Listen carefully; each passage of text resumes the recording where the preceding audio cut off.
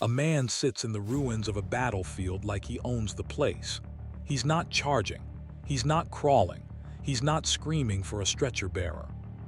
He's sitting, calm, almost comfortable, surrounded by the enemy's gear, counting money with the kind of focus you'd expect at a shop counter, not in a war.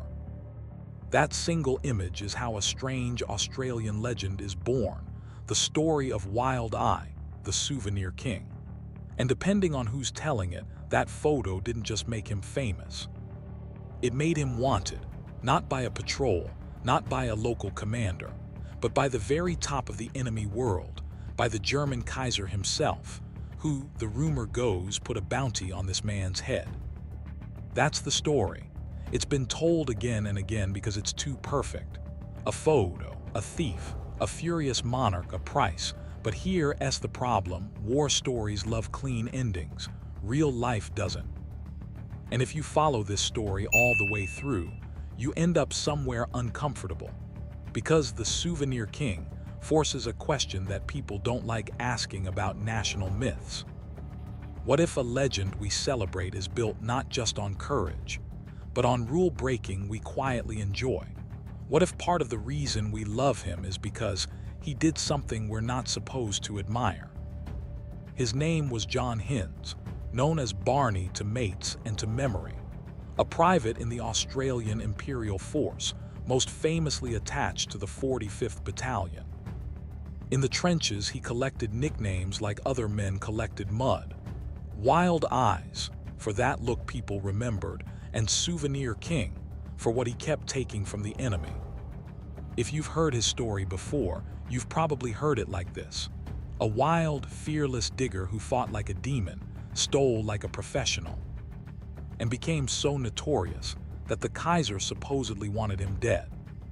That's the hook. But if you want the real story, the story worth a full half hour, you have to hold two ideas in your head at the same time. One, he could be brave in ways that make you respect him. Two, he could be dishonest in ways that make you flinch. Most stories choose one lane, hero or villain, but war doesn't care about your lanes. War creates contradictions. And John Barney Hines was a contradiction you could photograph. Start with the fact that even the basics about him can get slippery. Different retellings argue about his birth year and early life, and you'll see variations repeated online. What we can anchor with more confidence is his AIF service history details, his unit, the public record of his reputation, and the famous photograph associated with Polygon Wood in September 1917. When you look at the service summary and the public memorial entries, the outline of his military life comes into focus. He enlisted, was discharged as medically unfit, enlisted again. Served with the 45th Battalion, was wounded, gassed, and ultimately discharged, later dying in 1958. Even sources that admire him underline the same uncomfortable truth. He was brave, but he was also difficult, frequently in trouble for discipline. That tension is not a side note. That tension is the story, because that's what war does. It takes men who might have been criminals in civilian life and gives them a place where aggression suddenly becomes a virtue. It takes men who can't sit still, who can't follow rules, who can't behave in polite society, and it drops them into a world where polite is meaningless. In the trenches, the usual moral borders get rubbed thin. The line between souvenir and loot blurs. The line between resourceful and thief blurs. The line between heroic and reckless blurs. And once those lines blur, the only question that seems to matter is, are you effective? If you want to understand why a man like Hines could become both celebrated and condemned, you have to understand the trench economy. Not just money, the real currency: cigarettes, alcohol, food. Boots that didn't leak, a warm coat, a watch you could trade for something you needed, medals and badges that made you feel like you touched the enemy's pride. In that world, grabbing enemy kit wasn't just souvenir hunting. It could be survival. It could be status. It could be a way to feel control in a place built to erase your control. And then there's the psychology. Soldiers do strange things to prove they're not powerless. Some crack jokes, some gamble, some write letters like nothing's wrong, some become quiet and empty. And some take. They take as if the act of taking is a protest against the whole idea of being trapped like an animal in a trench. That's the kind of man the legend presents to us. A digger who didn't just fight the enemy. He robbed them, mocked them, and came back grinning. It's easy to see why that becomes a story people pass around. It's not just war. It's a kind of revenge fantasy. It's a story where an ordinary soldier makes the enemy feel small. But the same details that make him entertaining also make him morally messy. Because you can't tell this story honestly and pretend souvenirs are harmless. If you take from the dead, that's not a souvenir. That's looting. If you take from prisoners, that's theft from men who cannot stop you. If you steal and trade and boast, you're not just surviving, you're turning war into profit. And yet, if you're sitting safely at home judging a man who lived in that mud, under that shell fire, in that terror, you should be careful. The story is not an excuse, but it is a context. So who was he?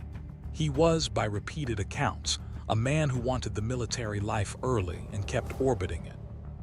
Some retellings describe him as a restless figure even before the war, a sailor, a wanderer, a man with a rough edge. The details can vary depending on the storyteller, and the temptation is to romanticize him like a movie character, born for chaos. But what matters for the war story is that when he finally ends up in uniform on the Western Front, he isn't a clean slate teenager. He's older than many of the men around him. And that matters because an older soldier in a young man's war can look like two things at once, a liability and a hardened survivor. He joins the AIF, ends up with the 45th Battalion, and finds himself in the Western Front machine by 1917.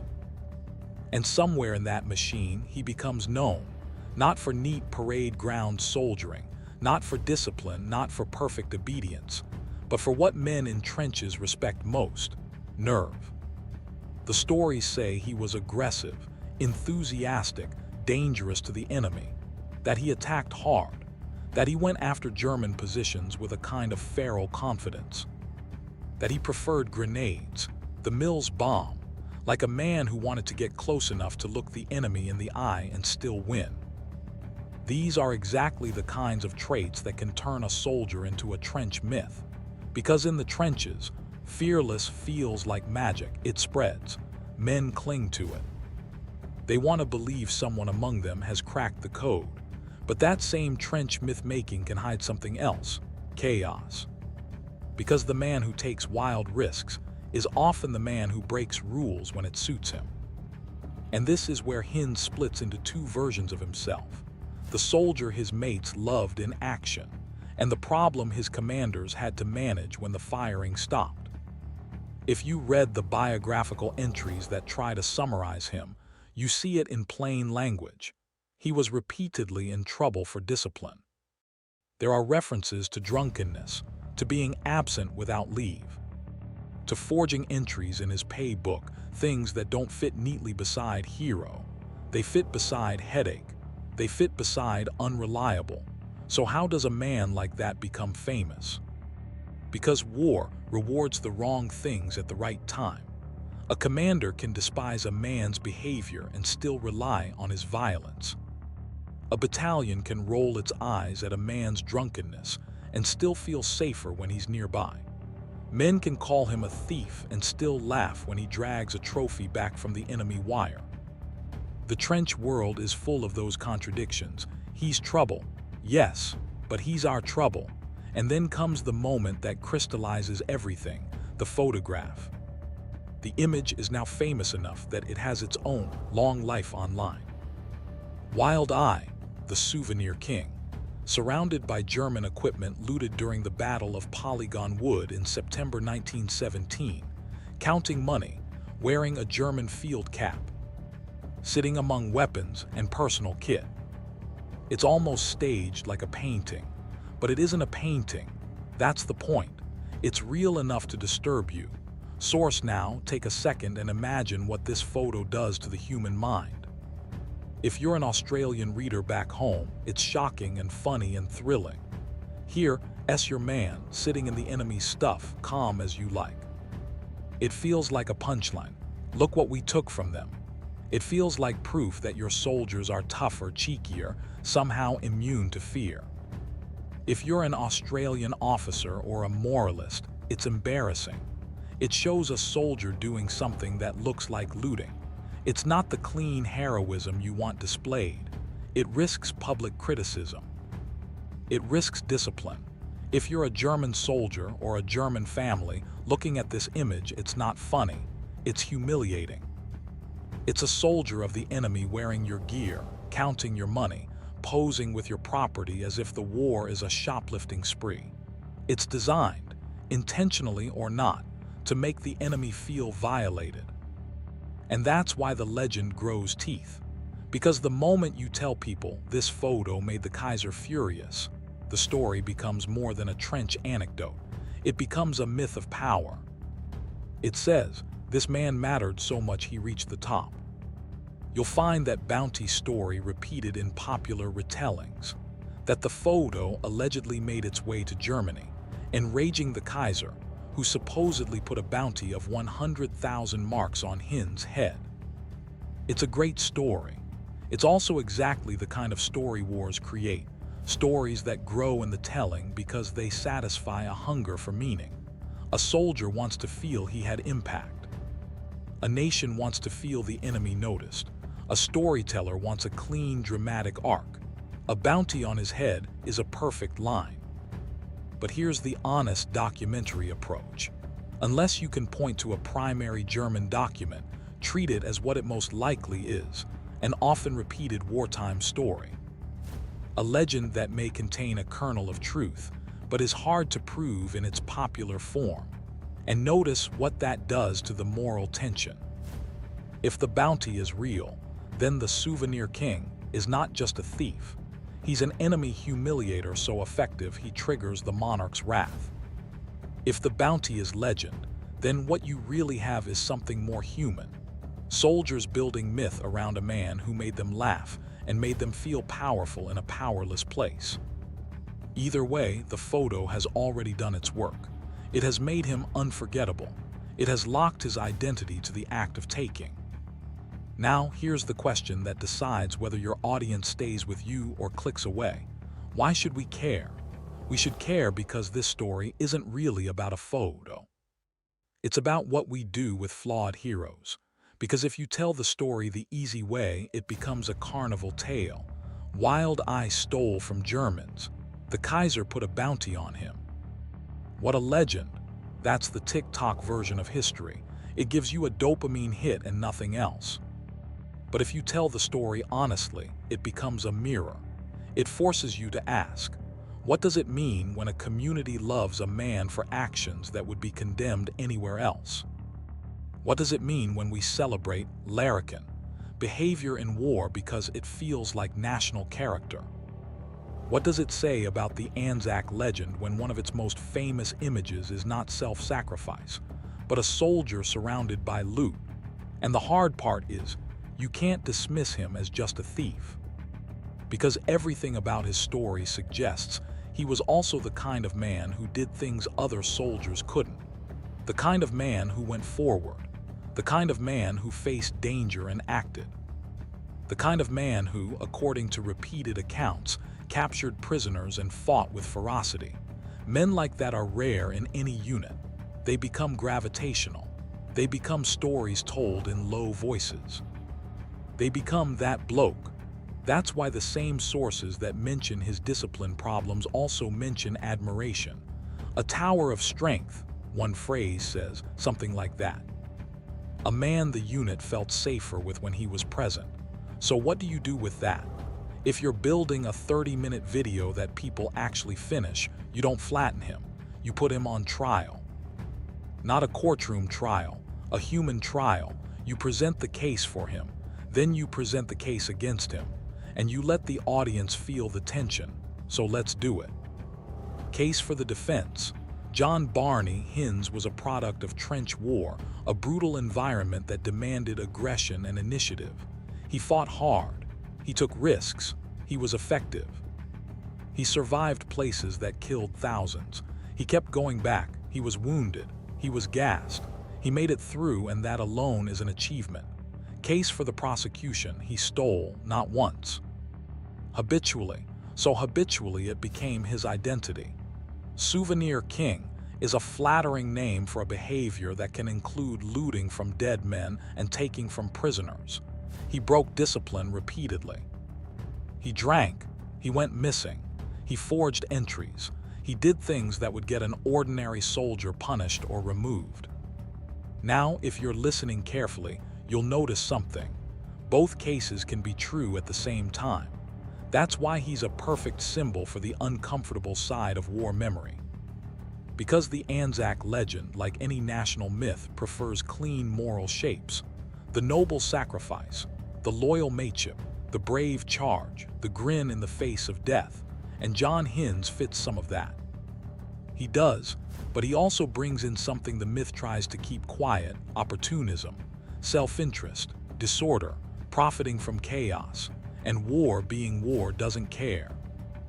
War will happily use a man like that, but memory cares. Memory has to decide whether to honor him, ignore him, or rewrite him.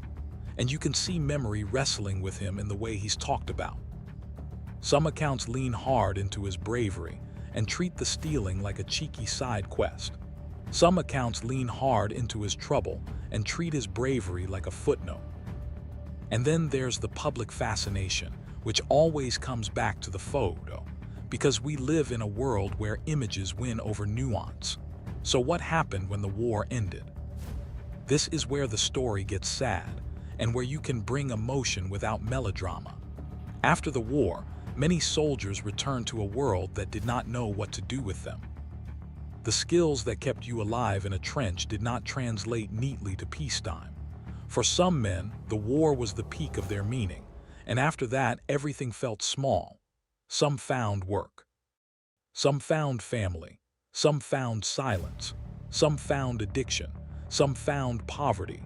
Popular retellings describe Hines living in poverty later in life, selling off souvenirs, trying to get by. A man whose wartime fame didn't protect him from an ordinary, hard ending. A legend who became, in many ways, a forgotten man until the photo resurfaced again and again. There's something haunting about that, because it means that the Souvenir King story isn't just, look how wild this guy was. It's also, look how the war eats men and then discards them. And it creates a final moral sting. If we enjoy his story as entertainment, are we doing the same thing the war did, using him for a thrill, then moving on? Now, to ground this story in your chosen modern source spine, you reference the In Black and White podcast episode titled The Kaiser and the Thief. Its description frames exactly what we're talking about.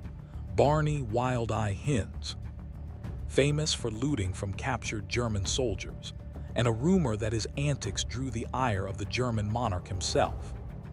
That's a clean summary of the legend, as it's popularly told today. And that's the right place to put a responsible line in your script, because when your audience hears bounty, you don't want them to feel tricked later. So you tell them the truth. Some parts are well documented, some are widely repeated, and some are hard to prove. Here's a way to say it that keeps engagement instead of killing it. You can admit uncertainty while making it more compelling, not less, because mystery is engagement. So you say, the photo is real. The Souvenir King nickname is real. His service is real. His discipline problems are real. The story that the Kaiser put a bounty on him is a legend that's repeated, maybe true, maybe embellished, but either way, it tells you something important about how soldiers and societies create heroes. Not always from perfection, but from impact. Now, if you want this to land emotionally, you have to bring the audience back to the photo one more time, near the end, because the image is the anchor. So picture it again, a man in a war zone, sitting in enemy gear, counting money. What do you feel when you look at it? Do you feel pride, because he's your soldier humiliating the enemy? Do you feel disgust, because it looks like a man profiting from suffering? Do you feel admiration, because he looks fearless? Or do you feel something more complicated? That war warped everything so badly that a scene like this could be normal, could be laughed at, could be turned into a national story. That's the heart of it, because the question isn't, was he good or bad? The question is, why did we need him to be a legend? And what does it say about us that we still love telling stories about him? Here's the uncomfortable answer, because he performs something we like to imagine about ourselves, not just bravery. Defiance, a refusal to be controlled, a grin in the face of authority, a man who doesn't just survive the enemy, he robs them, mocks them, and walks away. That's a powerful national self-image. And it's also a dangerous one, because it can sanitize the ugly parts and keep only the swagger. So if you're going to tell this story as a serious 30-minute documentary, you don't end with, "What a legend." You end with a verdict that respects complexity. You say, John Barney, Hines was not a clean hero. He was not a simple villain. He was a man shaped by a brutal system who became famous for both his violence and his taking. And maybe that's exactly why he matters, because he exposes the truth that wars do not produce saints. They produce survivors, they produce weapons, they produce contradictions. And if you want to understand the Anzac Legend honestly, not as a poster but as history, you have to make room for men like him. Men who were brave, men who were flawed. Men who did things we don't want to celebrate but can't pretend didn't happen. Men whose most famous image forces you to feel two things at once. And if that makes you uneasy, good. Because a story that doesn't challenge you isn't history, it's advertising. If you want to explore more of the story as it's told in popular retelling, The Kaiser and the Thief is the episode that lays it out, and it's also connected to historian Matt McLachlan's wider work. And if you ever get the chance to stand on the ground where these men fought, if you ever walk those landscapes where the myth was born, it changes something in you.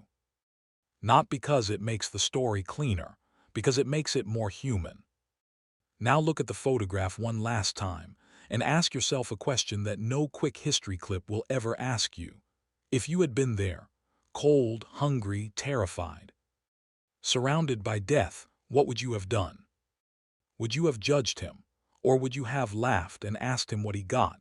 Because that answer, your answer, is the real reason his story survives.